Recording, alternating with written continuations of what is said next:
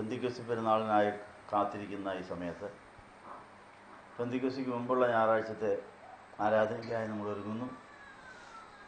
സ്വർഗ്ഗാരോഹണ പെരുന്നാൾ കഴിഞ്ഞുള്ള 10 ദിവസത്തെ കാത്തിരിപ്പ് വേളയിൽ നമ്മളെങ്ങനെയാണ് കാത്തിരിക്കേണ്ടത്, അപ്പോൾ നടക്കേണ്ട കാര്യങ്ങൾ എന്താണെന്ന് അറിയാൻ സഹായകരമായ ചില വേദഭാഗങ്ങൾ വായിച്ചു കേട്ടു. പ്രവാചകന്മാരിൽ കൂടെ പ്രവചിച്ചിട്ടുള്ളതായ പല വാക്തത്വങ്ങൾ നമ്മുടേതാകുന്നത് പെന്തിക്കോസ്തി പെരുന്നാളിലാണ്. എങ്ങനെയെല്ലാം നമ്മൾ എന്തെല്ലാം കാര്യങ്ങൾ ശ്രദ്ധിക്കണം എന്നുള്ള കാര്യം ഇന്ന് വായിച്ച യിരെമ്യാവിൻ്റെ പുസ്തകം 17-ാം അധ്യായത്തിലുണ്ട്. 11-ാമത്തെ വാക്യത്തിൽ, ന്യായമായിട്ടല്ലാതെ ധനം സമ്പാദിക്കുന്നവൻ താൻ ഇടാത്ത മുട്ടയ്ക്ക് അടയിരിക്കുന്ന തിത്തിരി പക്ഷിയെ പോലെയാകുന്നു. തൻ്റെ ആയുസ്സിൻ്റെ മധ്യത്തിൽ അവനതിനെ വിട്ടുപോകും, ഒടുവിൽ അവൻ ഭോഷനായി തീരുമെന്ന് പറയുന്നു. നമ്മുടെ കഴിഞ്ഞകാല ജീവിതത്തിൽ അന്യായമായി നമ്മൾ സമ്പാദിക്കുന്ന പണവും ധനവും മാനവും ജീവനും എല്ലാം നമുക്ക് പ്രയോജനപ്പെടുകയില്ല. അത് നമുക്ക് പ്രയോജനപ്പെടേണ്ട സമയത്ത് നമ്മൾ പറന്നുയർന്നു പോകുന്നതാണ് പറയുന്നത്. അപ്പോൾ ഈ കാത്തിരിപ്പ് വേളയിൽ നമ്മൾ പരിശോധിക്കേണ്ട കാര്യം, കഴിഞ്ഞ കാലങ്ങളിൽ അന്യായമായി ധനം സമ്പാദിച്ചിട്ടുണ്ടോ? അന്യായമായി ധനമോ മാനമോ ജീവനോ സമ്പാദിച്ചിട്ടുണ്ടെങ്കിൽ സ്വർഗ്ഗകോടതിയിൽ അത് കേസായിട്ട് കിടക്കും.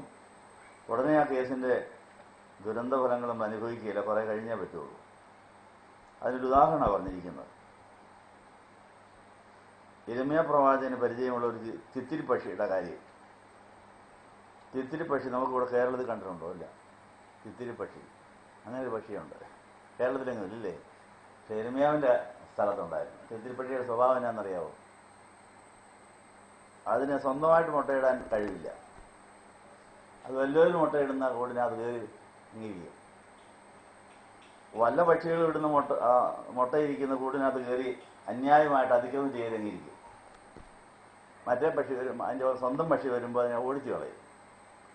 എന്നിട്ട് വല്ലവരുടെയും മുട്ടയ്ക്കകത്ത് ഓടി കയറിയിരിക്കുക, അത് വിരിക്കും. ഇതിനെ കൊണ്ടു നടക്കും നാളെ. പക്ഷെ ഒരു കുഴപ്പമുണ്ട്. എന്താ പറ്റും? താൻ ഇടാത്ത മുട്ടയ്ക്ക് അടയിരിക്കുന്ന തിത്തിരി പക്ഷിയുടെ പ്രത്യേകത എന്നാന്ന്, തൻ്റെ ആയുസിൻ്റെ മധ്യത്തിൽ അവ അതിനെ വിട്ടുപോകുന്നു. അപ്പോൾ ആയുസിൻ്റെ മധ്യം വരെ ഈ പക്ഷി കുഞ്ഞുങ്ങൾ കൂടെയൊക്കെ കാണും. അത്യാവശ്യം വരുമ്പോൾ ഒന്നും കൂടെ കാണുകയില്ല, പറന്നു പോകുന്നു. അപ്പോൾ നമ്മൾ അന്യായമായിട്ട് എന്തു സമ്പാദിച്ചാലും അത്യാവശ്യപ്പെടുമ്പോൾ അത് പ്രയോജനപ്പെടുകയില്ല.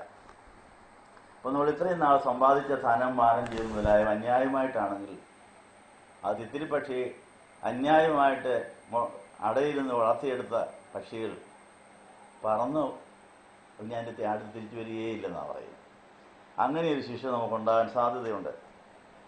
ആ ശിക്ഷ നമ്മൾ അനുഭവിച്ചുകൊണ്ടിരിക്കുകയാകാം, അല്ലെങ്കിൽ ആ ശിക്ഷ വരാൻ പോവുകയാണ്. അങ്ങനെയാണ് എത്രയും വേഗം അന്യായമായി സമ്പാദിച്ചെല്ലാം തിരിച്ചു കൊടുക്കുകയോ അതിന് പ്രായശ്ചിത്തം ചെയ്യുകയോ ചെയ്യണം. സഖായിയുടെ ഭവനത്തിൽ ഐശ്വര്യം വന്നത് എപ്പോഴാണ്? സഖായിയുടെ ഭവനത്തിലൂടെ കർത്താവ് കയറിയ ഉടനെ അതിനെ സഖായിക്ക് കുറ്റബോധം വന്നു. അതുവരെ താൻ അന്യായമായി സമ്പാദിച്ച പണം തനിക്ക് നല്ലൊരു വീട് പണിയിച്ചിട്ടുണ്ട്, എല്ലാ മുറിയിലും ഒത്തിരി സമ്പത്തുകൾ ഇരിപ്പുണ്ട്, ഒരു സമാധാനം മാത്രമില്ല. സമ്പത്തുണ്ടെങ്കിൽ തന്നെ, വീടുണ്ടെങ്കിൽ തന്നെ, ഭാര്യയും മക്കളുണ്ടെങ്കിൽ ആരും ഒന്നും കൊടുക്കുന്നില്ല. എല്ലാവരും മുഷിഞ്ഞിരിക്കുന്നു. അങ്ങനെ ഇരിക്കുമ്പോഴാണ് ഇവന് യേശുവിനെ കാണണമെന്ന് തോന്നിയത്. ഒത്തിരി പേർക്ക് യേശു സമാധാനം കൊടുത്തു, ഒത്തിരി പേർക്ക് രക്ഷ കൊടുത്തു എന്ന് അവൻ പലരിൽ നിന്ന് സാക്ഷ്യം കേട്ടിട്ടുണ്ട്. ഈ ചുങ്കസ്ഥലത്ത് ഇരിക്കുമ്പോൾ തന്നെ പലര് തമ്മിൽ വർത്താനം പറയുന്നത് കേട്ടത്, യേശു എന്ന് പറഞ്ഞ ഒരാൾ എനിക്ക് സൗഖ്യം തന്നു, എനിക്ക് രോഗശാന്തി തന്നു, എനിക്ക് രക്ഷ തന്നു, എന്നെ ആശ്വസിപ്പിച്ചു എന്നൊക്കെ പറയുന്ന ഈ ചുങ്കസ്ഥലത്ത് നിന്ന് കേട്ടിട്ടുണ്ട്. അപ്പോൾ എനിക്ക് സ്വസ്ഥത കിട്ടാൻ ഇവനെ ഒന്ന് കണ്ടാൽ കൊള്ളാമല്ലോ എന്ന് ഇയാൾക്കും തോന്നി. പൊക്കം കുറഞ്ഞവനായിരുന്നുകൊണ്ട് കാണാനായിട്ട് വരുന്ന വഴിയിൽ ഒരു മരത്തിന് മുകളിൽ കയറിയിരുന്നു, കണ്ടു. പക്ഷെ യേശുവിനെ കാണാൻ ആഗ്രഹിച്ച സഖായിയെ യേശു കാണുന്നു. ഇറങ്ങി വരാൻ പറഞ്ഞു, പേര് വിളിച്ച് താഴെ ഇറക്കി, ഞാൻ നിന്റെ വീട്ടിലോട്ട് വരികയെന്ന് പറഞ്ഞു. അപ്പം വലിയ അതിശയമായിപ്പോയി. ഒന്ന് കണ്ടാൽ മാത്രം മതി എന്ന് വിചാരിച്ചവൻ്റെ വീട്ടിലേക്ക് കർത്താവ് വരിക എന്ന് പറഞ്ഞു. ചെന്ന് കയറിയപ്പോൾ ഞാൻ ആയുസ്സിൽ അനുഭവിച്ചിട്ടില്ലാത്തൊരു സമാധാനം, ഒരു സന്തോഷം, ഒരു ആനന്ദം, പണം തരാത്ത ആനന്ദം, ധനമോ മാനമോ ജീവനോ മണ്ണോ പെണ്ണോ തരാത്ത ഒരു സുഖമുണ്ട്. അത് യേശുവിന് മാത്രമേ തരാൻ സാധിക്കൂ. അത് കിട്ടിക്കഴിയുമ്പോഴേ ഇതൊക്കെ വേണ്ടാന്ന് നോക്കാനൊക്കെ ഉള്ളൂ. ഏതായാലും സഖായിക്ക് ആയുസ്സിൽ അവൻ അനുഭവിച്ചിട്ടില്ലാത്ത ഒരു അനുഗ്രഹം, ഒരു സമാധാനം അഡ്വാൻസായിട്ട് അങ്ങോട്ട് കിട്ടി. സാമ്പിൾ അങ്ങോട്ട് കൊടുത്തു, അവൻ തൃപ്തിയായി. സാമ്പിളിന് ഇത്രയാണെങ്കിൽ പിന്നെ ഫുൾ ഡോസ് കിട്ടിയ അത്രയായിരിക്കും. അവൻ അവിടെ കണക്ക് കൂട്ടി, എനിക്ക് യേശു എൻ്റെ സാന്നിധ്യവും യേശുവിനെ അനുഗ്രഹിക്കും പോകാൻ പാടില്ല. അവൻ തന്നെ അങ്ങ് തീരുമാനിച്ചു, അന്യായമായി ഞാൻ സമ്പാദിച്ച പണം എല്ലാം ഞാൻ തിരിച്ചു കൊടുത്തേക്കാം, അതിന് ഫൈനും കൂടി അടച്ചേക്കാം. എനിക്ക് ന്യായമായിട്ടുള്ളത് മാത്രം, യേശുവാണ് എൻ്റെ സമ്പത്തിന്. ആ യേശു മാത്രം എനിക്ക് മതി. യേശു ഇത്രയും വലിയ സന്തോഷം എനിക്ക് തന്നെങ്കിൽ എൻ്റെ സമ്പത്ത് അത് ഞാൻ വലിച്ചെറിയുന്നു പറഞ്ഞ അവൻ തന്നെ കർത്താവിനോട് പറഞ്ഞു, എനിക്കിതൊന്നും ഇനി വേണ്ട, ഞാൻ എന്നെ തന്നെ ശുദ്ധി ചെയ്യും. അപ്പോൾ പറഞ്ഞൊരു വചനമുണ്ട്, ഇതാ ഇപ്പോൾ നിൻ്റെ ഭവനത്തിന് രക്ഷയുണ്ടായി. നമ്മുടെ വീട്ടിലൊന്ന് യേശു രക്ഷയുണ്ടായെന്ന് പറഞ്ഞിട്ടുണ്ടോ? വീടുകുതാശ ചെയ്തിട്ടൊക്കെ ഉണ്ട്, പക്ഷേ കർത്താവ് പറയുന്നത് കേട്ടിട്ടുണ്ടോ? സക്കായി ചെയ്ത പണിയൊക്കെ ചെയ്താൽ വീടുകുതാശ കഴിയുമ്പോൾ ആ ശബ്ദം കേൾക്കാൻ, അതുകൊണ്ട് അങ്ങനെ ഒരു വീടുകുതാശ ചെയ്യുന്നോ? നിങ്ങൾ പെന്തിക്കോസ്തിക്ക് മുമ്പേ നിങ്ങളുടെ വികാരിയത്തിനെ വിളിച്ച് ഒന്ന് കുദാശ ചെയ്യിക്കണം. അതിനുമ്പ് ഈ പണി ചെയ്തേക്കണം. ഏതാ? അന്യായമായി സമ്പാദിച്ചെല്ലാം ആർക്കൊക്കെയാണോ തിരിച്ചു കൊടുത്തേക്കുക, ഫൈൻ അടിക്കാൻ വേണ്ടി ചില കൂടുതലും കൂടെ കൊടുത്തേക്കുക. അങ്ങനെ അശുദ്ധി വന്ന വഴിയെല്ലാം അടച്ച് അതിലേ തന്നെ അശുദ്ധി തിരിച്ചുവിട്ട് നമ്മുടെ ഹൃദയവും നമ്മുടെ ഭവനവും കർത്താവിനായിട്ട് പ്രതീക്ഷിക്കാമെങ്കിൽ കർത്താവ് കയറി വരും. ഈ വീടിന് രക്ഷയുണ്ടായെന്ന് പറഞ്ഞു. അങ്ങനെ പ്രാണരക്ഷയുണ്ടായവർക്ക് മാത്രമേ ആത്മ നിറം ഉണ്ടാകുകയുള്ളൂ. പ്രാണരക്ഷയുണ്ടായി ആ പ്രാണൻ മുഴുവൻ യേശുവിനെ മാറില്ല ആയവർക്ക് മാത്രമേ ആത്മനിറവിൻ്റെ സന്തോഷം ആസ്വദിക്കാനൊക്കെ ഉള്ളൂ. ആത്മനിറവിൻ്റെ സന്തോഷം കിട്ടുന്നതിന് മുമ്പേ കൂട്ടായ്മയുടെ സന്തോഷം, സ്വർഗാരോഹണ പെരുന്നാളിൽ പോയാൽ സ്വർഗാരോഹണത്തിൽ ചെയ്ത യേശുവിനെ കണ്ടാൽ കിട്ടും. ഇന്നലെ നമ്മൾ പഠിച്ച വിഷയമാണ്. സ്വർഗാരോഹണം ചെയ്യുന്ന യേശുവിനെ വിശുദ്ധ കുർബാനയിൽ കാസായും വിലാസം എടുത്ത് ഉയർത്തുന്ന കാണുമ്പോൾ കാണാൻ കഴിഞ്ഞാൽ ഒരുമനപ്പെട്ട് പ്രാർത്ഥിക്കാനുള്ള കൃപയും മഹാസന്തോഷവും കിട്ടും. ആ ഒരുമനപ്പെട്ടുള്ള പ്രാർത്ഥന കഴിയുമ്പോൾ മാത്രമേ, കാത്തിരിപ്പിൻ്റെ കാലയളവ് പൂർത്തീകരിച്ചതിന് ശേഷം മാത്രമേ പഴയ തുരുത്തി പുതുതായി പുതിയ തുരുത്തിയിൽ പുതിയ വിഞ്ഞു പോകുന്ന കവിഞ്ഞൊഴുകുന്ന അനുഭവം വരുള്ളൂ. ഈ അനുഭവങ്ങളെല്ലാം ഉണ്ടാകാൻ വേണ്ടി കാത്തിരിപ്പിൻ്റെ ഈ ഒന്നാം ദിവസത്തിൽ നമ്മൾ അന്യായമായിട്ട് എന്തെല്ലാം സമ്പാദിച്ചോ അതിനോടെല്ലാം ഇപ്പോഴേ ഇവിടെ പറഞ്ഞേക്കാം. കർത്താവിന് സ്നേഹമുള്ളവരാണെങ്കിൽ, കർത്താവിന് നമുക്ക് ആത്മനിറവൊന്നും തന്നെ സ്വന്തമാക്കാൻ ആഗ്രഹമുള്ള പിശാചിനോട് തന്നെ അവർ എടുത്തുകൊണ്ട് പോയിക്കോളാൻ പറയും, എനിക്ക് അവനെ വേണം, നീ എടുത്ത് അവനെ ദരിദ്രനാക്ക്, എന്നിട്ട് ഞാൻ തന്നെ അവന് സമ്പത്തായി തീരുമെന്ന് പറയും. സ്വർഗത്തിൽ ജീവന്റെ പുസ്തകത്തിൽ പേരെഴുതപ്പെട്ടിരിക്കുന്നവർക്ക് സമ്പത്തുകളുടെ അപഹാരം ഉണ്ടാവും. എവിടെ എഴുതിയിരിക്കുന്നറിയാവോ? എബ്രായർ 10 ഇത്ര വാക്കുക, നമ്മുടെ പേര് ജീവന്റെ പുസ്തകത്തിൽ എഴുതി കർത്താവിൻ്റെ കല്യാണത്തിന് നമ്മളെ വിളിച്ചിട്ടുണ്ടെങ്കിൽ, കർത്താവിന് നമ്മളെ കല്യാണത്തിന് കൊണ്ടുപോകണമെന്ന് ആഗ്രഹമുണ്ടെങ്കിൽ പിശാചിന് ആ കാര്യം അറിയാം. ഇവൻ പോകാം, എനിക്ക് കിട്ടുകയില്ല. ആ പോകുന്നതിന് മുമ്പ് കിട്ടുന്നതെല്ലാം വിടുങ്ങാവുന്നത്, കിട്ടുന്നതെല്ലാം വലിച്ചെടുക്കാവുന്നത്. അപ്പോൾ കല്യാണത്തിന് പോകാനുള്ളവരുടെ ഈ ലോകത്തിലെ സമ്പത്തൊക്കെ ആര് കൊണ്ടുപോകും? പിശാച് കൊണ്ടുപോകും. അതൊരു പരീക്ഷയാണ്. യേശു സമ്പത്താണോ, സ്വർഗത്തിലെ സമ്പത്ത് മതിയെന്ന് വെക്കാനുള്ള വിശ്വാസമുണ്ടോ ഇതെന്നറിയാൻ വേണ്ടി ദൈവം നമ്മളുടെ സമ്പത്തുകളുടെ വേലി പൊളിക്കാൻ സമ്മതിക്കും. പൊളിച്ചോ, നീ കൊണ്ടുപോകൂ. ഇയ്യോബിന്റെ വേലി പൊളിച്ചോളാം പിശാചിനോട് പറഞ്ഞു. ജീവനെ തൊട്ടേക്കരുത്, സമ്പത്തുകളൊക്കെ എല്ലാം, മക്കളെയും വീടിനെയും ആരോഗ്യത്തെയും സകലത്തെയും നീ കൊണ്ടുപോകും, അവന്റെ ജീവനെ തൊട്ടേക്കരുത്. അങ്ങനെ ഇയ്യോബിനുണ്ടായിരുന്ന മുഴുവൻ പോയി. ഇയ്യോബ് എന്നാ പറഞ്ഞു? യഹോവ തന്നു. അങ്ങനെ പറഞ്ഞ് ആ പരീക്ഷ ജയിച്ചപ്പോൾ കിട്ടിയത് എന്നതാ? ഇരട്ടി കിട്ടി. മക്കളെ സുന്ദരന്മാരെ മുടിമുടുക്കൽ പിള്ളേരെയും കിട്ടി. എത്ര കാലം കൂടെ ജീവിച്ചിരുന്നു? 140 വർഷം കൂടെ ജീവിച്ചിരുന്നു. മക്കളെയും കൊച്ചുമക്കളെയും മക്കളുടെ മക്കളെയും കണ്ട് 4 തലമുറക്കാരെ മടിയിരുത്തി വളർത്താനുള്ള സന്തോഷവും കിട്ടിയെന്നാണ് പറയുന്നത്. ഇത് വേണോ? പരിശുദ്ധാത്മ നിറവിൽ ഇങ്ങനെ 1000 തലമുറയ്ക്ക് ഒരു അനുഗ്രഹം കൊടുത്ത് യേശുവാണ് സമ്പത്തെന്ന് മനസ്സിലാക്കി ആത്മഫലങ്ങൾ വിളയിക്കുന്നവരാകണമെങ്കിൽ ഈ വഴിയൊക്കെ നമ്മൾ പോകണം, ഈ പരീക്ഷ പാസ്സാകണം. അപ്പോൾ നമ്മുടെ സമ്പത്തുകൾ അന്യായമായി ആരെങ്കിലും അപഹരിച്ചെങ്കിൽ നന്ദി പറഞ്ഞിട്ടുണ്ടോ? അത് പിറുവിർത്തുകൊണ്ടിരിക്കുകയാണ് കേസ് കൊടുക്കാൻ. ഒരു ഹല്ലേലൂയ പറഞ്ഞാട്ടെ. എന്താ അതിൻ്റെ കാരണം? സ്വർഗത്തിൽ നമുക്ക് സീറ്റ് റിസർവ്ഡാ. അത് പിശാചിനറിയാം. ആ കർത്താവിൻ്റെ വലിയ അവകാശിയായി സ്വന്തം ജീവിത പങ്കാളിയാകാൻ പോവുകയാണ്. അപ്പോൾ ഉള്ളതെല്ലാം നമുക്ക് എടുത്തുകൊണ്ട് പോകാം. കർത്താവ് അനുവദിക്കാനാണ് അശുദ്ധി അതിലെ അങ്ങ് പൊക്കോളൂ. അപഹരിക്കപ്പെടുന്ന വസ്തുക്കളിൽ കൂടെ നമ്മുടെ അശുദ്ധി ശാപവും പോകുന്നുണ്ട്. അത് എടുക്കുന്നവർക്ക് കിട്ടുന്നുമുണ്ട്. അപ്പോൾ ലാഭമാണോ ഈ പരിപാടി? ആരെങ്കിലും എടുത്തുകൊണ്ട് പോകുന്നത് നല്ലതാണ്. കർത്താവിന് വേണ്ടാത്തതും നമുക്ക് വേണ്ടാത്ത മാത്രമേ കൊണ്ടുപോകാനൊക്കെ ഉള്ളൂ. അത് പഠിപ്പിക്കാൻ വേണ്ടി മൂട്ടയും കൊതുകിനെയൊക്കെ ദൈവം സൃഷ്ടിച്ചിരിക്കുന്നു. മൂട്ടയുടെയും കൊതുകിൻ്റെയും പണി എന്നാ? രക്തം അപഹരിച്ച് അവർക്ക് കിട്ടും. നല്ല രക്തം കിട്ടുമോ? ഏത് രക്തമാണ് കിട്ടുന്നത്? കറുത്ത് കരുവാളിച്ച രക്തമാണ് തൊലിയുടെ പുറത്തൂടെ പോകുന്നത്. അത് അശുദ്ധ രക്തമാണ്. അശുദ്ധ രക്തം കിഡ്നിയിൽ പോയി ഒത്തിരി പണി ചെയ്താലും ശുദ്ധീകരിക്കപ്പെട്ട് കിട്ടും. അതിനു മുമ്പേ ഒരു കുറച്ച് കൊണ്ടുപോയാൽ അതുപോലെ കിഡ്നി പണിതാൽ പോരെ. അപ്പോൾ മൂട്ടയും കൊതുകിനെയും ദൈവം സൃഷ്ടിച്ചെന്തിനാ ഈ കാര്യം പഠിപ്പിക്കാൻ? മൂട്ടയ്ക്കും കൊതുകിനും നല്ല രക്തം കിട്ടുകയില്ല. നല്ല രക്തം വേണമെങ്കിൽ സൂചി കൊണ്ട് കുത്തിയെടുക്കണം. നമ്മുടെ രക്തം പരിശോധിക്കാൻ വേണ്ടി ആശുപത്രിയിൽ പോകുന്ന അവരെന്ത് ഇഷ്ടപ്പെട്ടാൽ അത് അടിയുന്നത് ഇതൊന്ന് കുത്തിയെടുക്കണമെന്നറിയാം. അപ്പോൾ അതുകൊണ്ട് എല്ലാത്തിനും നന്ദി പറയണം. അപ്പോൾ കള്ളന്മാരും കൊള്ളക്കാരും ഉള്ളതിന് നമ്മൾ നന്ദി പറഞ്ഞിട്ടുണ്ടോ? എന്നൊരു ഹല്ലേലൂയ പറഞ്ഞാണ്ട് കർത്താവേ, ഈ ലോകത്തിൽ കള്ളന്മാരെയും കൊള്ളക്കാരെയും ഇട്ടിരിക്കുന്നതിന് നന്ദി. എന്താ? അവർ ഞങ്ങളുടെ അശുദ്ധിയെല്ലാം അത്യാഗ്രഹികൾക്ക് നമുക്ക് ഇത് വലിച്ചു പിടിക്കാൻ. കന്നട്ട എന്നും ഒരട്ടയുണ്ട്, കേട്ടിട്ടുണ്ടോ? കന്നട്ടയുടെ കൊതി എന്നാ? രക്തം കുടിക്കുക. അതിന് അശുദ്ധ രക്തം വളരെ രസമാണ് അതിന്. അതുകൊണ്ട് അശുദ്ധ രക്തമുള്ളവരുടെ അശുദ്ധ രക്തം വലിച്ചു കുടിക്കാൻ വേണ്ടി ഡോക്ടർമാർ പഴയ കാലങ്ങളിൽ കന്നട്ടയെ കൊണ്ട് കടുപ്പിക്കുമായിരുന്നു. രക്തദൂഷ്യം കൊണ്ട് കണ്ണിന് അസുഖം വരുന്നവരുണ്ടായിരുന്നു പഴയ കാലങ്ങളിൽ. അപ്പോൾ കണ്ണുവൈദ്യന്മാർ കന്നട്ടകളെ വളർത്തിയിട്ടേക്കും. എന്തിനാ? കണ്ണിൻ്റെ അടുത്തൊക്കെ കടുപ്പിക്കും, കുടിച്ചോളാൻ പറയും. അപ്പോൾ കണ്ണിൻ്റെ അശുദ്ധി മാറാൻ വേണ്ടി കണ്ണിൻ്റെ ദുഷിച്ച രക്തം കെട്ടിക്കിടക്കുന്നതിൽ വലിച്ചു കുടിച്ചു കഴിയുമ്പോൾ കന്നട്ട താഴെ വീഴും, കണ്ണ് ശുദ്ധമായി പോവുകയും ചെയ്തു.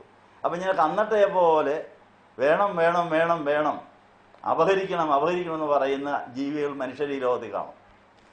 അതിന് നിങ്ങൾ നന്ദി പറഞ്ഞിട്ടുണ്ടോ? എന്നാ ഒരു ഹല്ലേലൂയയോട് പറഞ്ഞാട്ടെ. അപ്പോൾ കന്നട്ടയുടെ സ്വഭാവമുള്ളവരെ, മൂട്ടയുടെ സ്വഭാവമുള്ളവരെ, ഇങ്ങനെ പെരുമ്പാമ്പിൻ്റെ സ്വഭാവം, അതിന് വിഴുങ്ങണമെന്നാ. പെരുമ്പാമ്പിന് കിട്ടുന്നതിനെല്ലാം വിഴുങ്ങണം വിഴുങ്ങണം വിഴുങ്ങണം. ഇങ്ങനെയൊക്കെ ഉള്ള ജീവികളെ ഇട്ടിരിക്കുന്ന നമ്മുടെ അശുദ്ധിയും ശാപവും വലിച്ചെടുക്കാനാണ്. അവരെന്നിട്ട് ശപിക്കപ്പെട്ട് അങ്ങ് പോവുകയും ചെയ്യും. അനർത്ഥ ദിവസത്തിനായി ദുഷ്ടനെ ദൈവം ഉപയോഗിക്കുമെന്നാണ് പറയുന്നത്. എവിടെ എഴുതിയിരിക്കുന്ന? സദൃശവാക്യം 16:4. യഹോവ സകലത്തെയും നിന്റെ ഉദ്ദേശത്തിനായി സൃഷ്ടിച്ചിരിക്കുന്ന അനർത്ഥ ദിവസം വരെ ദുഷ്ടനെയും ദൈവം നീ പുളച്ചോളാൻ പറയും, കൊതിതീരെ കുടിച്ചോളാൻ പറയും, കൊതിതീരെ കഴിച്ചോളാൻ പറയും. പക്ഷേ എന്താ സംഭവിക്കുന്നത്? അവസാനം അവൻ നശിച്ചു പോകും. നശിക്കാനുള്ളത് അതിൻ്റെ ഉള്ളിലേക്ക് കർത്താവ് കയറ്റി വിടും. അപ്പോൾ ഇതിനെല്ലാം നന്ദി പറയണമെന്നാണ് പറഞ്ഞിരിക്കുന്നത്. അപ്പോൾ ദൈവം തരാത്തൊന്നും എനിക്ക് വേണ്ട.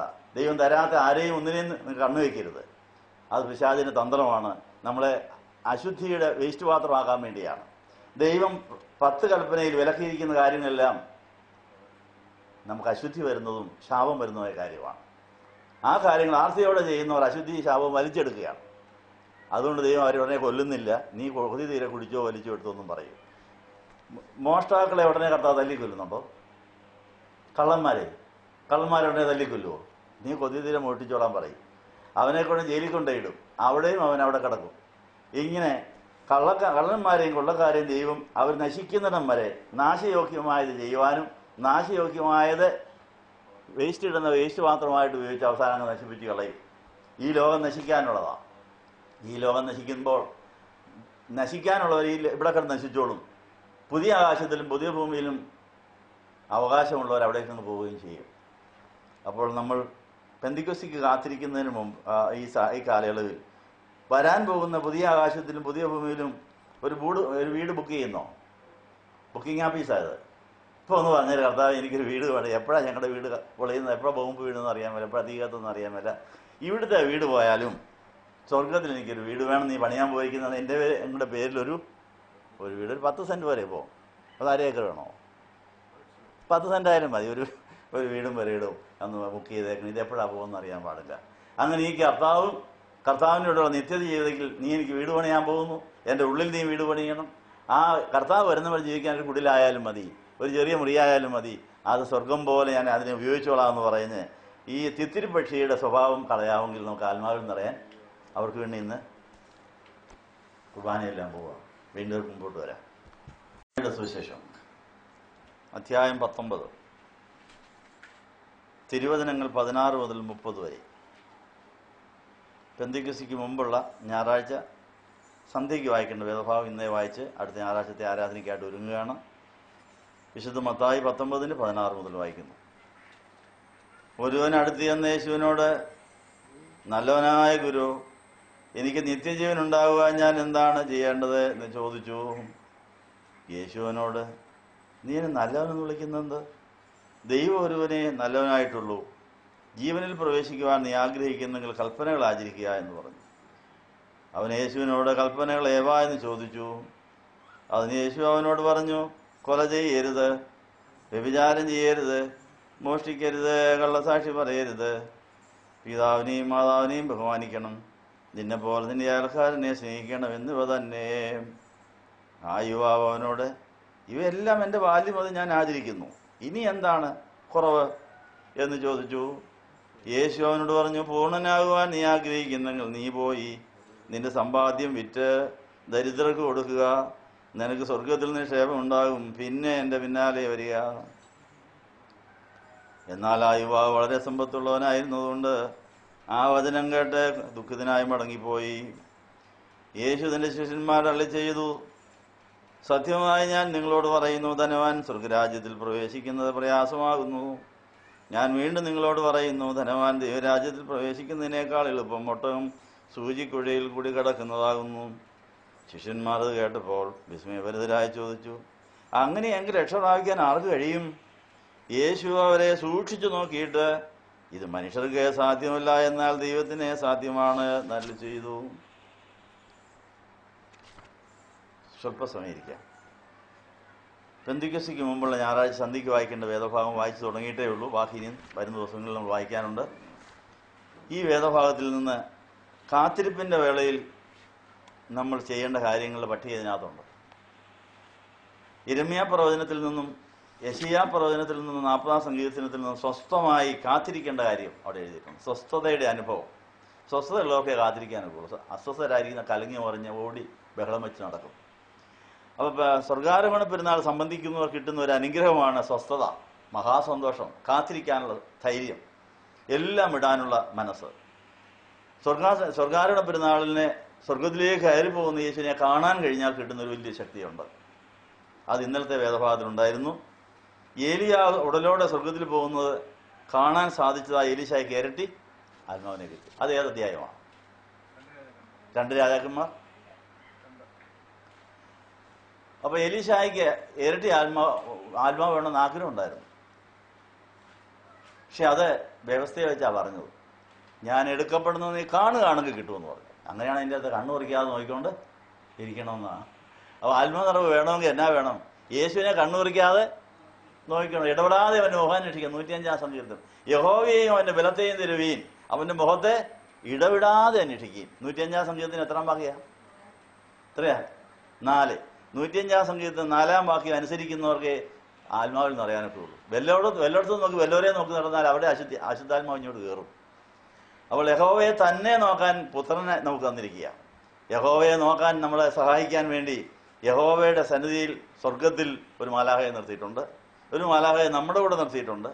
ആ മാലാഹയുടെ സഹായത്തോടുകൂടെ നമ്മൾ യേശുവിനെ നോക്കിയാൽ മതി. അപ്പോൾ ഈ മാലാഹ നമ്മുടെ ശക്തി യേശുവിലൂടെ സ്വർഗത്തിലെത്തിക്കും, പരിശുദ്ധാത്മാവിലൂടെ സ്വർഗത്തിലെ നായെങ്കിൽ നിക്ഷേപിക്കുകയും ചെയ്യും. ഈ കൃപയാണ് ഈ കാത്തിരിപ്പ് വേളയിൽ ആദ്യം വേണ്ടത്. ഞാൻ യഹോവയ്ക്കായി കാത്തിരുന്നപ്പോൾ ശക്തി എന്ന് പറഞ്ഞ കഴുകനെ പോലെ ചെറുകടിച്ച് കയറി എന്ന് 40-ാം സങ്കീർത്തനത്തിൽ യെശയ്യാ 40-ൽ നമ്മൾ വായിച്ചു. അത് പ്രാണന്റെ വീണ്ടെടുപ്പിന് വേണ്ടി കാത്തിരിക്കണമെന്ന് സങ്കീർത്തനം 40-ൽ നമ്മൾ വായിച്ചു. അങ്ങനെ സ്വസ്ഥതയുടെ അനുഭവത്തിന് വേണ്ടി പ്രവർത്തിക്കണമെന്ന് എബ്രായർ 4-ൽ നമ്മൾ വായിച്ചു. എപ്പോഴാണ് സക്കായിക്ക് സ്വസ്ഥത കിട്ടിയത്? യേശുവിനെ കാണാനും യേശുവിനെ നോക്കാനും മെനക്കെട്ടപ്പെടാം. തനിക്കുള്ള വസ്തുക്കളോ സമ്പത്തോ ഭാര്യയോ മക്കളോ ആരും തനിക്ക് സ്വസ്ഥത കൊടുത്തില്ല. എന്താണ്ടൊക്കെ ഉണ്ട്, അനുഭവിക്കാൻ ഒക്കുന്നില്ല. അങ്ങനെ ഇരിക്കുമ്പോഴാണ് യേശു ക്രിസ്തുവിനെക്കുറിച്ച് ചില സാക്ഷ്യം അവൻ കേട്ടു. അവൻ സ്വസ്ഥത കൊടുക്കുന്നവനാണ്, അവൻ അധ്വാനിക്കുന്നവർക്കും ഭാരം നോക്കുന്നവർക്കും ആശ്വാസം കൊടുക്കുന്നവനാണ്, രോഗസൗഖ്യമാക്കുന്നവനാണ്, രക്ഷകനാ. എനിക്ക് അവനെ ഒന്ന് കണ്ടേ മതിയാവും. പക്ഷെ കാണാനുള്ള കഴിയില്ലല്ലോ, ഞാൻ മുണ്ടനായിപ്പോയല്ലോ, ഞാൻ കുഞ്ഞനായിപ്പോയല്ലോ, അതുകൊണ്ട് എനിക്ക് മരത്തെ കയറി നിങ്ങളൊന്ന് കാണണം. അതെല്ലാം അവൻ്റെ ബദ്ധപ്പാടാണ്. ദൈവത്തെ കാണാനുള്ള ബദ്ധപ്പാടുകളെല്ലാം ദൈവം കുറിച്ചിടുന്നുണ്ട്. നിങ്ങൾ ഈ വെള്ളിയാഴ്ച രാവിലെ വേറെ പല പരിപാടിക്ക് പോകാൻ, സിനിമ കാണായിരുന്നു, TV കാണായിരുന്നു, വേറെ പല കാര്യത്തിനൊക്കെ പോകായിരുന്നു. അതെല്ലാം മാറ്റിവെച്ച് പല വണ്ടികൾ കയറി ഒത്തിരി ബന്ധപ്പെട്ട് ഒത്തിരി വേഷം വെച്ച് നിങ്ങൾ വന്നിരിക്കുക. അതാര് കുറിച്ചിട്ടുണ്ട്? സക്കായി യേശുവിനെ കാണാൻ ശ്രമിച്ചവരുടെ ഒരു ശ്രമമായിരുന്നു നിങ്ങളുടെ ഇവിടത്തേക്കുള്ള വരവ്. അത് കർത്താവ് നോട്ട് ചെയ്തിട്ടുണ്ട്. ഇപ്പൊ ആ കുരിശിലേക്ക് നോക്കുക, ത്രോണോസിലേക്ക് നോക്കുക, കർത്താവിന്റെ ആ തിരിച്ചറി രക്തങ്ങളിലേക്ക് നോക്കുക. അപ്പോൾ കർത്താവ് നമ്മളെ നോക്കും. അപ്പോൾ ഉയർത്തെഴുന്നേറ്റ് യേശു സ്വർഗാരോഹണം ചെയ്ത യേശു കൈ ഉയർത്തി നമ്മളെ നോക്കിക്കൊണ്ട് നിൽക്കുന്നു. കാസായാലും വിനാശായാലും അവൻ വന്ന് നമ്മളെ നോക്കിക്കൊണ്ടിരിക്കുന്നു.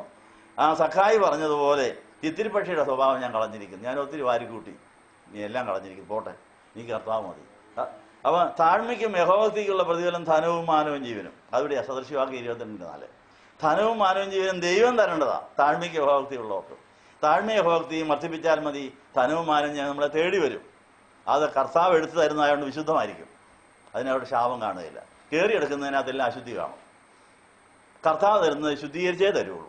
അതുകൊണ്ടാണ് നല്ല ദാനങ്ങൾ ഉയരത്തിൽ നിന്ന് വരുന്നു. ഭൗമികം, പ്രാകൃതം, പൈശാചികമായ ജ്ഞാനവും സമ്പത്തും എല്ലാം അശുദ്ധമായിരിക്കും. അത് കിട്ടിയോണ്ട് ഒരു ഗുണവുമില്ല, നമുക്ക് ശല്യമായിരിക്കും. അത് നമുക്ക് അനുഭവിച്ചപ്പോൾ മനസ്സിലായല്ലോ. എന്തൊക്കെ കയറിയെടുത്തതാ, എന്തൊക്കെ ആഗ്രഹിച്ചതാ, നമുക്ക് വല്ല ഗുണമുണ്ടോ? പ്രേമിച്ച് കല്യാണം കഴിക്കുന്നവർ ഏതാണ്ട് കിട്ടുമെന്ന് പറഞ്ഞാൽ കല്യാണം കഴിക്കുക. അത് കഴിഞ്ഞ് പിന്നെ ആത്മഹത്യക്ക് പോവുക. കാര്യം എന്നാ? കാണുന്നതല്ല, മിന്നുന്നതല്ല, പൊന്നല്ലെന്ന് പിന്നെ മനസ്സിലാവും. അപ്പോൾ പിശാചാ പറയുന്നത് അവളെ കെട്ടിക്കോ, അവനെ കെട്ടിക്കോ, അവന്റെ പുറകെ വെക്കോ എന്നൊക്കെ പറഞ്ഞതിലെ വ്യർത്ഥമായിരിക്കും. ദൈവം തരാത്ത ഒന്നിന്റെയും പുറകെ പോകരുത്, ദൈവം തരാത്ത ഒന്നിനെയും നോക്കരുത്. എപ്പോഴും നോക്കേണ്ടത് കർത്താവിനെയാണ്. കർത്താവിനെ മാത്രം നോക്കിയാൽ അവൻ നോക്കി ശക്തിയും ബലവും അനുഗ്രഹം തന്നുകൊണ്ടേയിരിക്കും. താഴ്മയും ഭക്തിയും വർദ്ധിപ്പിച്ചാൽ മതി, ധനവും മാനം ചെയ്ത് നമ്മളെ തേടി വന്നുകൊണ്ടിരിക്കും. അത് നിത്യം കുർബാനമായി വായ്പ കൊടുക്കുന്ന ബാങ്കിലെ പണം പോലെ അനേകർക്ക് വാരിക്കൊടുക്കാൻ സാധിക്കും. അത് പലിശ സഹിതം തിരിച്ചു വരികയും ചെയ്യും. ബാങ്കുകാർ കടം കൊടുക്കാനുള്ള കാര്യം എന്നാ? പലിശ കിട്ടും. കൊടുത്തില്ലേ വസ്തു ജപ്തി ചെയ്യും. മനസ്സിലായോ? അപ്പോൾ വസ്തു ഈട് കൊടുത്തെങ്കിലേ കടം കിട്ടുകയുള്ളൂ. അപ്പോൾ അതുകൊണ്ട് സ്വർഗത്തിലെ നിക്ഷേപം വർദ്ധിപ്പിച്ചിട്ട് ഈ യേശുവിനെ അനുഭവിക്കാൻ. അതുകൊണ്ട് നിക്ഷേപം വേണോ? ഉള്ളതെല്ലാം വിറ്റോ, ഉള്ളതെല്ലാം കളഞ്ഞോ, യേശു മതിയെന്ന് പറ. അപ്പോൾ യേശുവിനെ സമ്പത്തായി കിട്ടിക്കഴിഞ്ഞാൽ മാത്രം മതി.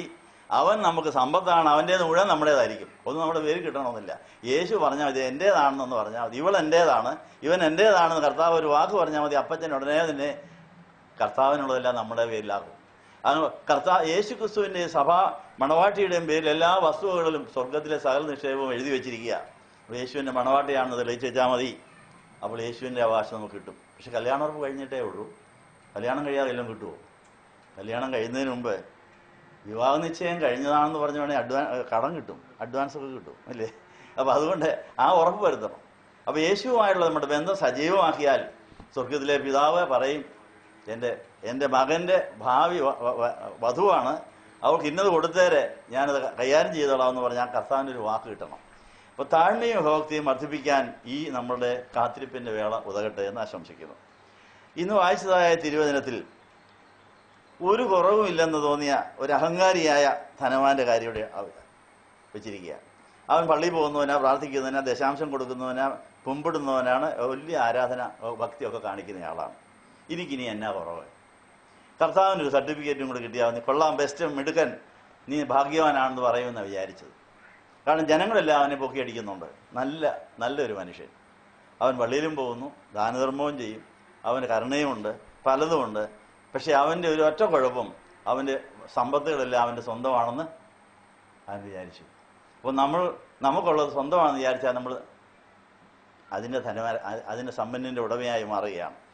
ഇവിടെ ഇതാ കർത്താവിൻ്റെ അടുത്ത് വന്ന് ദുഃഖിച്ചു പോയ ചെറുപ്പക്കാരൻ്റെ പ്രശ്നം എന്തായിരുന്നു?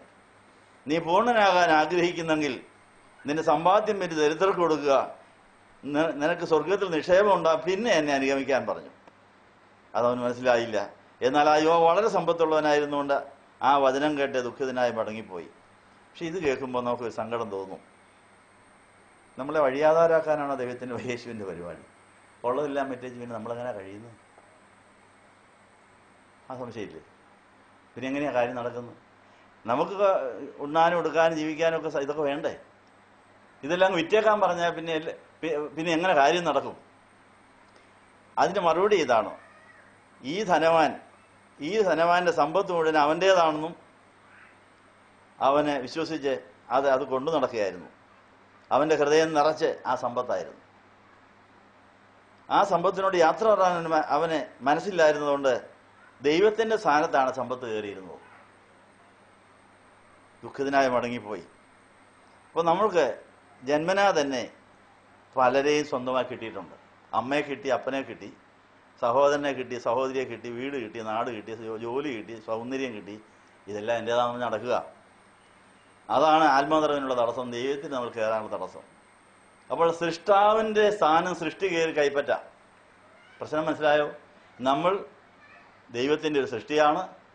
ദൈവത്തെ കാണുന്നതിനും അറിയുന്നതിനും മുമ്പ് നമുക്ക് ഈ ലോകത്തിലെ പല സൃഷ്ടികളും നമ്മുടെ സ്വന്തമാണെന്ന് വിചാരിച്ച് നമ്മളിരിക്കുക. പക്ഷെ അവരെ മാറ്റിയിട്ട് അവിടെ കർത്താവിനെ ആക്കിയാലേ നമുക്ക് ദൈവത്തെ സ്വന്തമാക്കാൻ, ദൈവത്തിൻ്റെ അനുഗ്രഹങ്ങൾ പ്രാപിക്കാൻ സാധിക്കുമെന്ന് അവിടെ പറഞ്ഞതിൻ്റെ അർത്ഥം.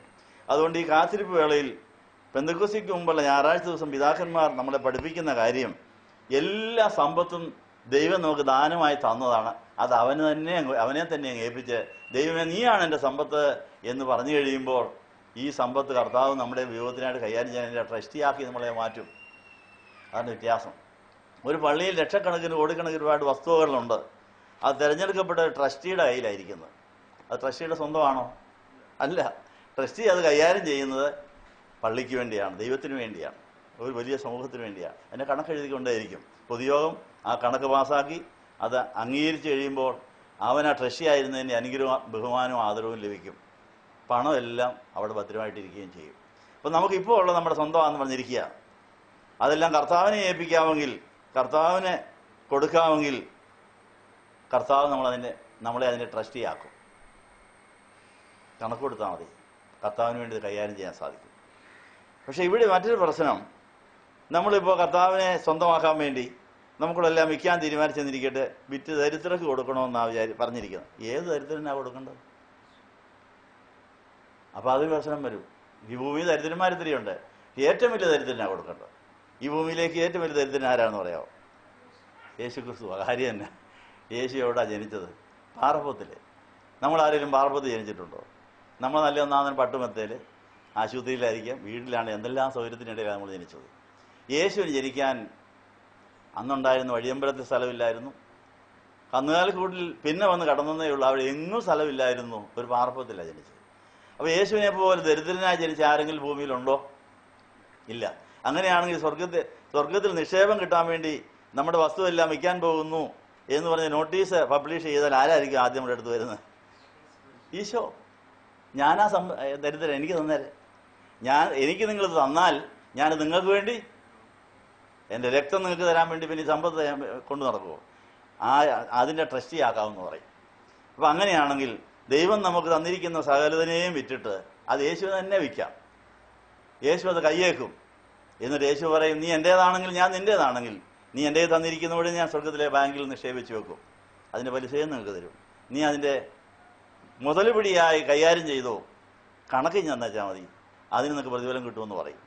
ഈ ഒരു മനോഭാവത്തിൽ നമ്മുടെ സകല സമ്പത്തുകളും സകല ധനവും മാനവും ജീവനും എല്ലാം കർത്താവിന് അടിയറ വെക്കാമെങ്കിൽ നമ്മുടെ ഉള്ളിൽ കർത്താവിന് ഇടമുണ്ടാകും. ഒടേക്കാരൻ സൃഷ്ടിയായ നമ്മുടെ ഉള്ളിൽ രാജാവായി വാഴും. അവനുള്ളതെല്ലാം നമ്മുടേതായി തീരും. അത് വേണ്ടിയവർക്ക് എഴുന്നേൽക്കാം. അവർക്ക് വേണ്ടി ഒരിക്കൽ കൂടെ പാവത്തിന് പ്രാർത്ഥന നടത്തുകയാണ്. നിങ്ങൾക്കെല്ലാവർക്കും സംപ്രീതി ഉണ്ടായിരിക്കട്ടെ.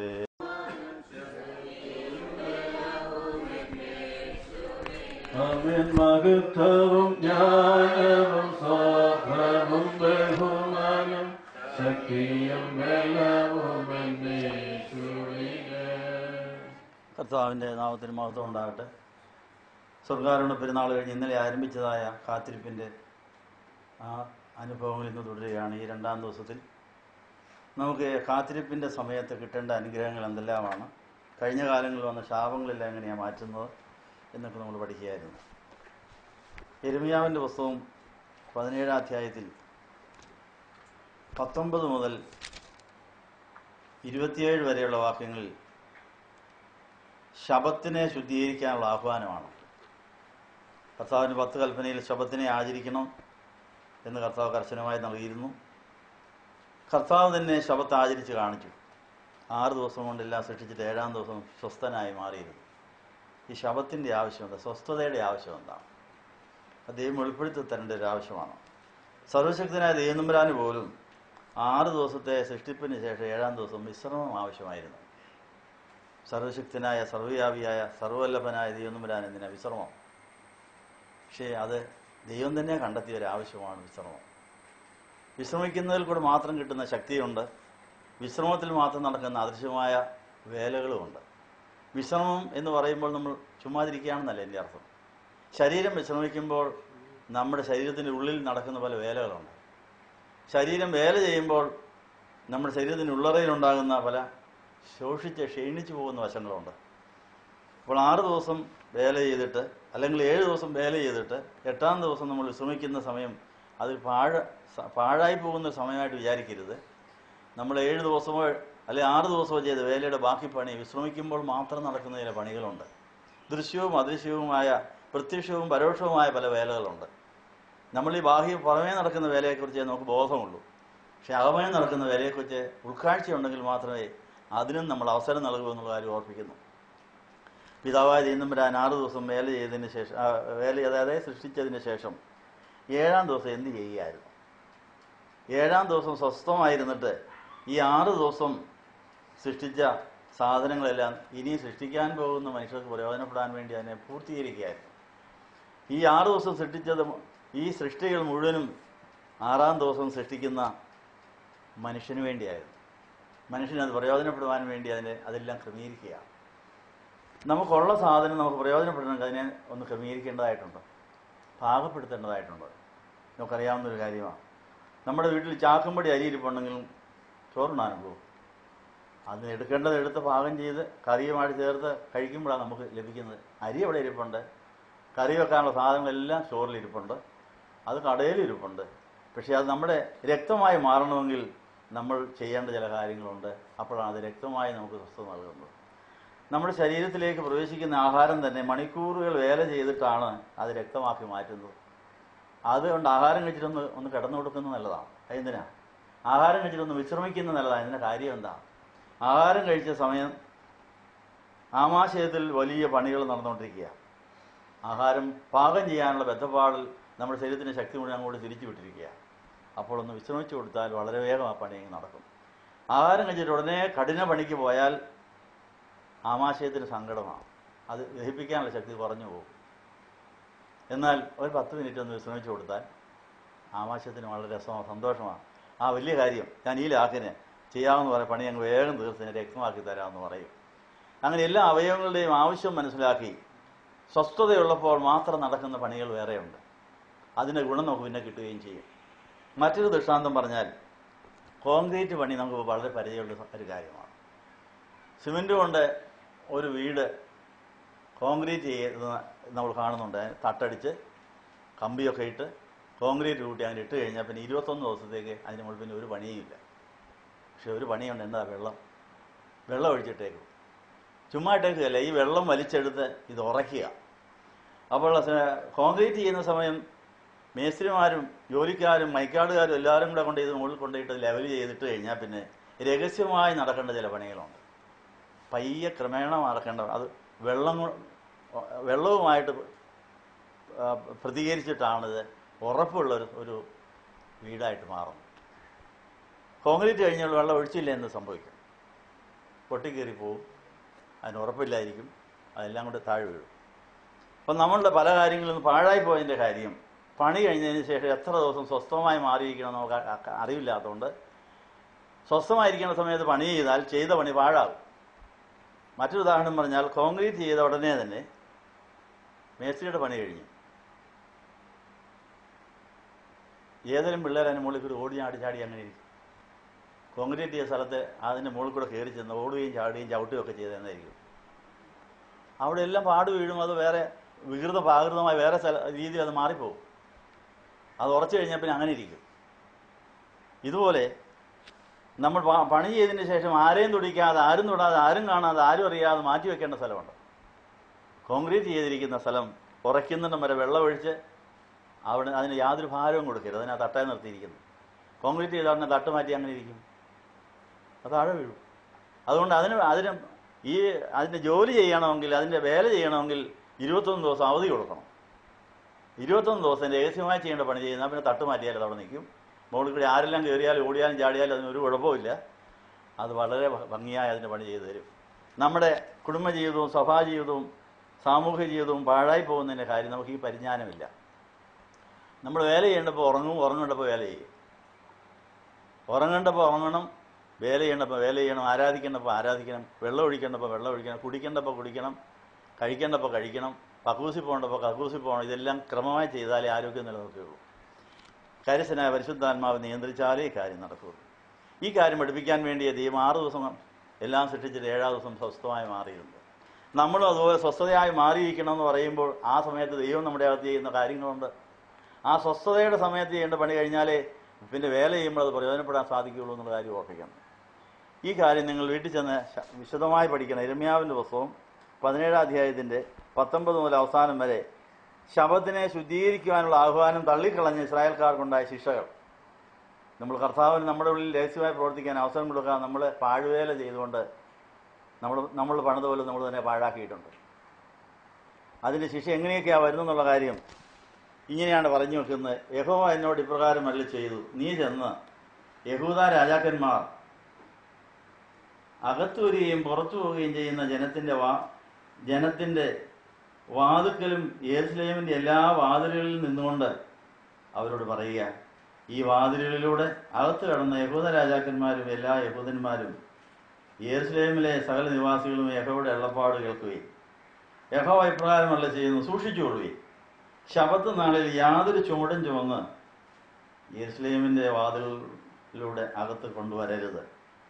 ശബത്ത് നാളിൽ നിങ്ങളുടെ വീടുകളിൽ നിന്ന് യാതൊരു ചുമടും പുറത്തു കൊണ്ടുപോകാതെ യാതൊരു വേലയും ചെയ്യാതെ നിങ്ങളെ പിതാക്കന്മാരോട് ഞാൻ കൽപ്പിച്ചതുപോലെ ശബത്തുകൾ വിശുദ്ധീകരിക്കണം. നമ്മൾ ശബത്തുകൾ അശുദ്ധമാക്കിയ കേസുകൾ കാണും. സ്വർഗ്ഗകോടതിയിൽ ആ കേസ് കിടപ്പുണ്ട്. പഴയ നിയമത്തിലെ ശബത്ത് ശനിയാഴ്ചയായിരുന്നു. പുതിയ നിയമത്തിലെ ശബത്ത് ഞായറാഴ്ചയാണ്. ഞായറാഴ്ച കർത്താവ് പുനരുത്ഥാനം ചെയ്തു. പെന്തിക്കോസ്തി പെരുന്നാളെല്ലാം ഈ ഞായറാഴ്ച വന്നിരിക്കുന്നുണ്ട്. നമുക്ക് 7 ദിവസം വേല ചെയ്യാം. 8ാം ദിവസം അത് സ്വസ്ഥമായി കർത്താവിനോടൊപ്പം ഇരിക്കാമെങ്കിൽ സ്വസ്ഥമായിരിക്കാം. കർത്താവ് നമ്മുടെ അകത്ത് പല വേല ചെയ്തു തരും. അത് കർത്താവിൻ്റെയോടൊത്ത് പിന്നെയും വേല നല്ല കാര്യങ്ങൾ ചെയ്ത് ഫലം പുറപ്പെടുവിക്കാൻ സഹായകരമാണെന്നുള്ള കാര്യം ഓർപ്പിക്കുന്നു. അപ്പോൾ ഈ കാത്തിരിപ്പിൻ്റെ വേളയിൽ നമ്മൾ സ്വസ്ഥമായി ഒരാഴ്ചയിൽ ഒരു ദിവസം മാറിയിരുന്ന് കർത്താവിന് പ്രവർത്തിക്കാൻ അവസരം കൊടുക്കാൻ കേസ് എത്രയുണ്ടെന്ന് അറിയണം. തിത്തിരിപ്പക്ഷിയുടെ സ്വഭാവം എത്രയുണ്ടെന്ന് കണ്ടുപിടിക്കണമെന്ന് നമ്മൾ ആരംഭത്തിൽ കണ്ടുപിടിച്ചു. യിരെമ്യാവിന്റെ പുസ്തകം 17 അധ്യായത്തിൽ 11-ാം വാക്യത്തിൽ തിത്തിരിപ്പക്ഷിയുടെ സ്വഭാവമുള്ളവർക്ക് ഒന്നും അനുഭവിക്കാനൊക്കെ എല്ലാം യൗവനമാകുമ്പോൾ സമയമാകുമ്പോഴത്തേക്ക് പറന്നു പോകുന്ന തിത്തിരിപ്പക്ഷി തൻ്റേതല്ലാത്ത മുട്ടയുടെ മുകളിൽ പൊരുന്നിരിക്കുന്നു, വിരിക്കുന്നു. ആ കുഞ്ഞുങ്ങൾ ഈ തിത്തിരിപ്പക്ഷിക്ക് പ്രയോജനപ്പെടാതെ പറന്നകന്നു പോകുമെന്നാണ് പറയും. ആ കുഞ്ഞുങ്ങൾക്ക് ഈ തള്ളയോട് ഒരു ബന്ധവും കാണുകയില്ല, ഒരു കടപ്പാടും കാണുകയില്ല. സ്വന്തം മുട്ട വിരിയിക്കുന്ന ഒരു തള്ളക്കോഴിയോട് ആ കുഞ്ഞുങ്ങൾക്ക് എന്തുമാത്രം സ്നേഹം കണ്ടില്ലേ? തള്ളക്കോഴിയുടെ കീഴെ കുഞ്ഞുങ്ങൾ സന്തോഷമായി കഴിയുന്നു. അത് കൊക്കൊക്കെ വെക്കുമ്പോൾ ഓടി വരുന്നു. അത് ആ തള്ളയും ആ കുഞ്ഞുങ്ങളുമുള്ള ബന്ധം എത്ര ഹൃദ്യമാണ്, എത്ര അനുഗ്രഹകരമാണ്. എന്നാൽ തിത്തിരിപ്പക്ഷി വല്ലവരുടെയും മുട്ടയായിട്ട് മോളെ കയറിക്കുന്നതിനെ വിരിക്കും. പക്ഷെ ഒരു സ്നേഹവും ഒരു ബന്ധവും ഒരു കടപ്പാടും ഇല്ലാതെ ഈ കുഞ്ഞുങ്ങൾ പറന്നു പോകുമെന്നാണ് പറയുന്നത്. നമ്മുടെ ജീവിതത്തിൽ ന്യായമായിട്ടല്ലാതെ എന്തെങ്കിലും സമ്പാദിച്ചിട്ടുണ്ടെങ്കിൽ അതിനോട് യാത്ര പറയാം. കർത്താവ് തരുന്നത് മതി, ധർമ്മം മതി, കർത്താവിനെ എനിക്ക് ആദ്യം കിട്ടാൻ വേണ്ടി എല്ലാം ഞാൻ മാറ്റിവെക്കുന്നു എന്ന് പറയുന്ന ഒരു അനുഭവമാണ് ഈ കാത്തിരിപ്പിൻ്റെ വേളയിൽ ഉണ്ടാകേണ്ട സ്വസ്ഥത എന്നുള്ള കാര്യം ഓർമ്മിക്കുന്നത്. അപ്പോൾ ഇവിടെ ശബത്തിനെ പാലിക്കാത്തവർക്കുള്ള ശിക്ഷ എന്നാണ് എഴുതിയിരിക്കുന്നത്. ശബത്തുകളിൽ നിങ്ങളുടെ വീടുകളിൽ നിന്ന് യാതൊരു ചുവടും പുറത്തു കൊണ്ടുപോകാതെയും യാതൊരു വേലയും ചെയ്യാതെയും നിങ്ങളുടെ പിതാക്കന്മാരോട് ഞാൻ കൽപ്പിച്ചതുപോലെ ശബത്ത് നാളുകൾ വിശദീകരിക്കുകയും എന്നാൽ അവർ അനുസരിച്ചില്ല. അതുകൊണ്ട് എന്ത് സംഭവിച്ചു? ചെവി ആഴ്ചതുമില്ല, കേൾക്കുകയോ ഉപദേശം കൈക്കൊള്ളുകയോ ചെയ്യാതെ അവർ ദുശാഠ്യം കാണിച്ചു. അപ്പോൾ നമ്മുടെ കഴിഞ്ഞ കാല ജീവിതത്തിൽ കർത്താവിൻ്റെ ദിവസമായ ഞായറാഴ്ചകളിൽ TV കണ്ടുകൊണ്ട് വീട്ടിലിരുന്നോ? സീരിയൽ കണ്ടുകൊണ്ട് വീട്ടിലിരുന്നോ? എവിടെയെങ്കിലും അതിഥികളെ കാണാൻ പോയോ? വേറെ ദൈവം അനുവദിച്ചിട്ടില്ലാതെ ഏതെങ്കിലും കാര്യത്തിന് എവിടെയെല്ലാം ഓടി നടന്നു? കർത്താവിൻ്റെ കൂടെ ആരാധനയിൽ വചനം വായിച്ച് കർത്താവിനോട് ഇരിക്കേണ്ട സമയമായിരുന്നു. അവരനുസരിച്ചില്ല, ചെവി ചായ്ച്ചില്ല, കേട്ടില്ല, ഉപദേശം കൈക്കൊള്ളാതെ ദുശാഠ്യം കാണിച്ചതിൻ്റെ കേസ് എത്ര കാണും? ആ കേസ് കുമ്പസാരിച്ച് ഏറ്റു പറഞ്ഞ് വീട് കുദാശ ചെയ്യേണ്ട സമയമാണ്. അപ്പോൾ നമ്മുടെ പെന്തിക്കോസ്തിക്ക് മുമ്പ്, സ്വർഗ്ഗാരോഹണത്തിന് ശേഷം പെന്തിക്കോസ്തി പെരുന്നാളിന് മുമ്പായി വീടുകൾ കുദാശ ചെയ്യുന്നൊരു നല്ല പാരമ്പര്യം നമുക്കുണ്ട്. വീട് കുദാശ ചെയ്തിട്ടില്ലാത്ത ഒരു വർഷത്തിൽ ഒരിക്കലെങ്കിലും കുദാശ ചെയ്യേണ്ട ഈ സമയത്താണ്.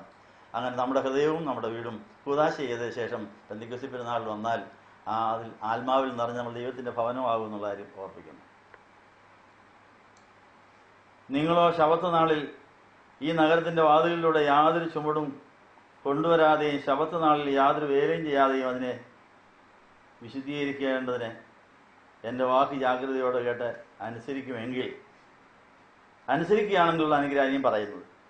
ദാവീദിൻ്റെ സിംഹാസനത്തിൽ ഇരിക്കുന്നവരും രഥങ്ങളിലും കുതിരപ്പുറത്തും സവാരി ചെയ്യുന്നവരുമായ രാജാക്കന്മാരും രാജകുമാരന്മാരും അവരുടെ പ്രഭുക്കന്മാരായ യഹൂദ പുരുഷന്മാരും യെരൂശലേം നിവാസികളും ഈ നഗരത്തിൽ വാതിലിലൂടെ പ്രവേശിക്കുകയും ഈ നഗരം എന്നേക്കും നിലനിൽക്കുകയും ചെയ്യുമെന്ന് യഹോവ അരുളിച്ചെയ്യുന്നു. അപ്പോൾ നമുക്ക് നിലനിൽക്കുന്ന നഗരം ഉണ്ടാകണമെങ്കിൽ, നിലനിൽക്കുന്ന വീടും ഐശ്വര്യവും ആരോഗ്യവും ഉണ്ടാകണമെങ്കിൽ കർത്താവിൻ്റെ ദിവസം കർത്താവിനോടൊത്ത് ചെലവഴിക്കാൻ ദൃഢപ്രതിജ്ഞ ചെയ്യണം.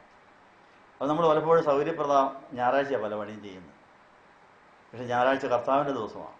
കർത്താവിൻ്റെ ദിവസം നമ്മൾ അപകരിച്ചാൽ നമ്മുടെ ദിവസം കർത്താവ് അപകരിക്കും. ഒന്നും സ്വസ്ഥമാകുകയില്ല, അനുഭവിക്കുകയില്ല. അപ്പോൾ നല്ല സ്വസ്ഥതയുള്ള ജീവിതം വേണമെങ്കിൽ സ്വസ്ഥതയുടെ അനുഭവത്തിന് വേണ്ടി കാത്തിരിക്കണമെന്നുള്ള കാര്യം എബ്രായ ലേഖനം 4-ാം അധ്യായത്തിൽ ഇന്ന് വായിക്കുമ്പോൾ ഇതിനോട് ചേർന്ന് പറയുക. അപ്പം ശബത്തിൻ്റെ അനുഭവം ചുമ്മാതിരിക്കുകയല്ല, കർത്താവിന് പ്രവർത്തിക്കാൻ കർത്താവിനോട് പ്രവർത്തിക്കുക. കർത്താവ് ശബത്തിൻ്റെ ദിവസം സുന്നഗോഗിൽ പോയി രോഗികളെ സൗഖ്യമാക്കി. അത് കണ്ടവർക്ക് ശാബത്തിന് ലംഘനമാണെന്ന് മിഥ്യാബോധം ഉണ്ടായി. അപ്പം ശാബതം എന്ന് പറഞ്ഞാൽ ചുമ്മാതിരിക്കാനല്ല, ദൈവത്തിന് പ്രവർത്തിക്കാൻ വിട്ടുകൊടുക്കാൻ, ദൈവത്തോടത്ത് പ്രവർത്തിക്കാനുമാണെന്നുള്ള കാര്യം. അതുകൊണ്ട് ശാബത ദിവസം സ്വസ്ഥമായിരുന്നാൽ മാത്രം നമ്മളോടൊപ്പം കർത്താവിന് പ്രവർത്തിക്കാൻ സാധിക്കുന്ന പല കാര്യങ്ങളുണ്ട്. അത് പാഴായി പോയതുകൊണ്ടാണ് നമുക്കിന്ന് പലതും അനുഭവിക്കാനൊക്കാത്തത്. എബ്രായർ 4-ാം അധ്യായത്തിൽ എൻ്റെ സ്വസ്ഥതയിൽ പ്രവേശിക്കുവാനുള്ള വാഗ്ദത്തം നിലനിൽക്കുകയാൽ നിങ്ങൾ ആർക്കെങ്കിലും അത് ലഭിക്കാതെ പോയിന്ന് വരാതിരിക്കുവാൻ നാം ഭയപ്പെടുക. അവരോടെന്ന പോലെ നമ്മോടും സുവിശേഷം പ്രസംഗിക്കപ്പെട്ടു. എന്നാൽ കേട്ടതിന് അവർക്ക് പ്രയോജനപ്പെട്ടില്ല.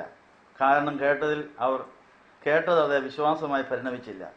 വിശ്വസിച്ചവരായ നാമല്ലോ സ്വസ്ഥതയിൽ പ്രവേശിക്കുന്നത്. അപ്പോൾ വചനം വിശ്വാസമായിട്ട് മാറിയാൽ അത് നമുക്ക് തരുന്നൊരു സ്വസ്ഥതയുണ്ട്.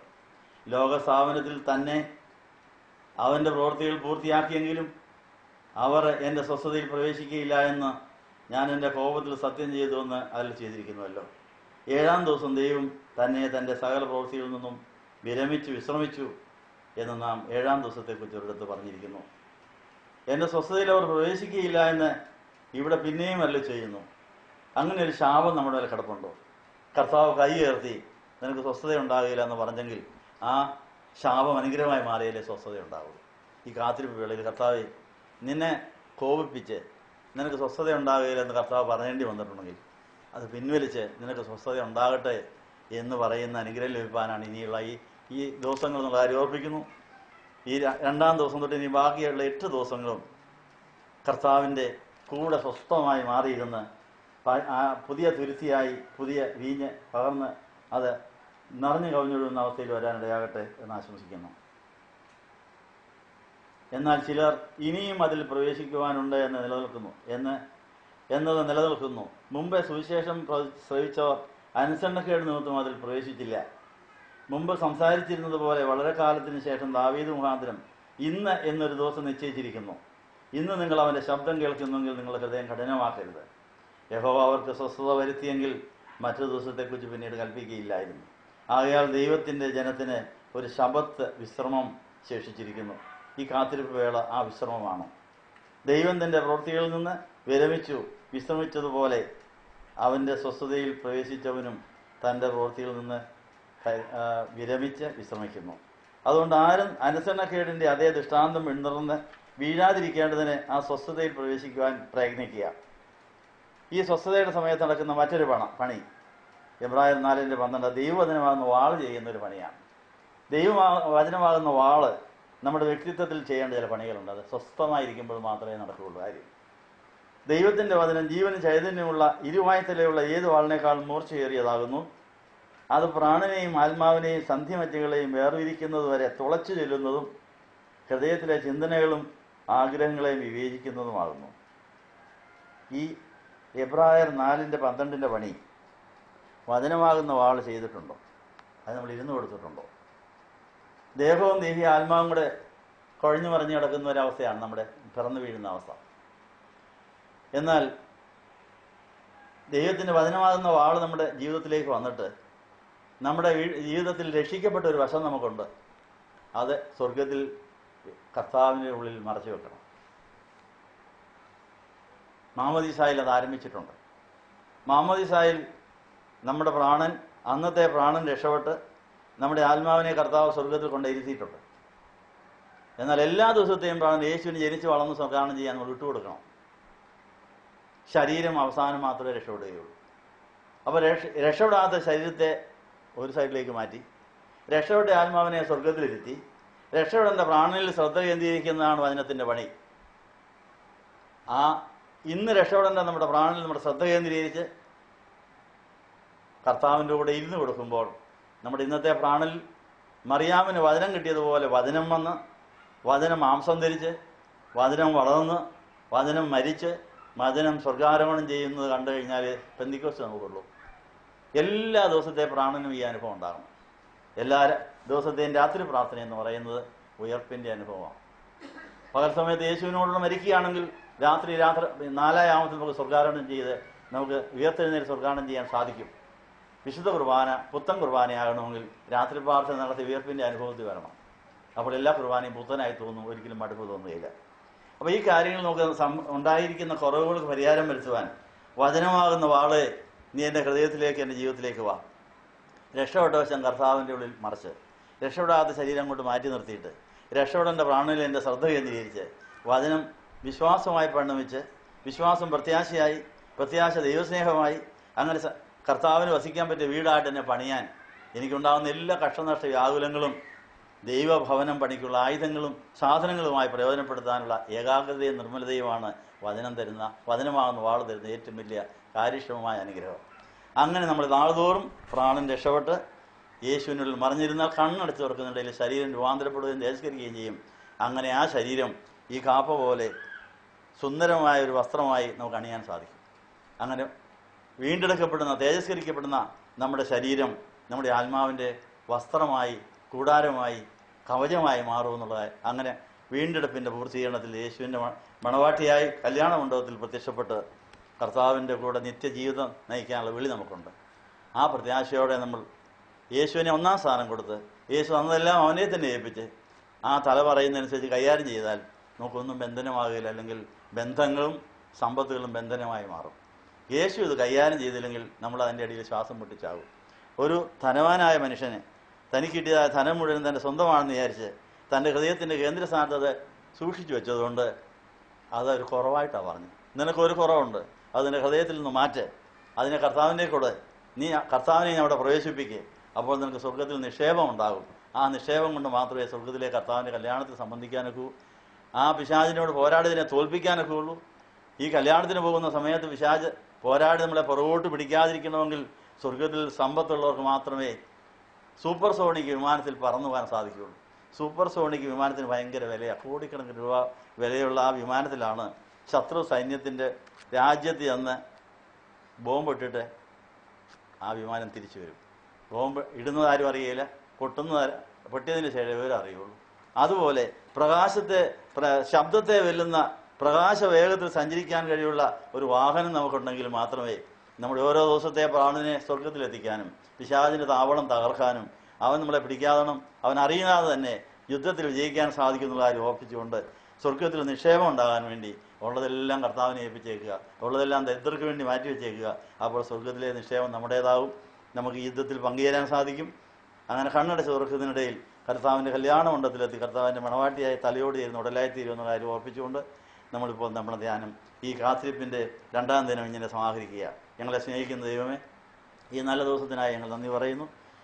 സഖായിയുടെ വീട്ടിലേക്ക് അവിടുന്ന് കയറി ചെന്ന് സഖായിയുടെ വീട് രക്ഷിക്കപ്പെട്ടതായതുപോലെ ഞങ്ങളുടെ വീട്ടിലേക്ക്, ഞങ്ങളുടെ പള്ളിയിലേക്ക്, ഞങ്ങളുടെ ജീവിതത്തിലേക്ക് അവിടുന്ന് കടന്നു വന്ന് ഇന്ന് ഈ ഭവനത്തിന് രക്ഷയുണ്ടായി എന്നുള്ള ശബ്ദം കേൾക്കുവാൻ, ഞങ്ങളുടെ ഭവനങ്ങൾ കുദാശ ചെയ്യുവാൻ, പ്രതിഷ്ഠ ചെയ്യുവാൻ, അവിടെ കർത്താവ് രക്ഷയുടെ അനുഭവം തരുന്നത് ഏറ്റുവാങ്ങുവാൻ ഞങ്ങളെ സഹായിക്കണമെന്ന് യേശുവിൻ്റെ നാമത്തിൽ യാചിക്കുന്നത് പിതാവിനും പുത്രനും പരിശുദ്ധാത്മാവിനും സ്തുതിയേറ്റുവാനായിട്ട് തന്നെ.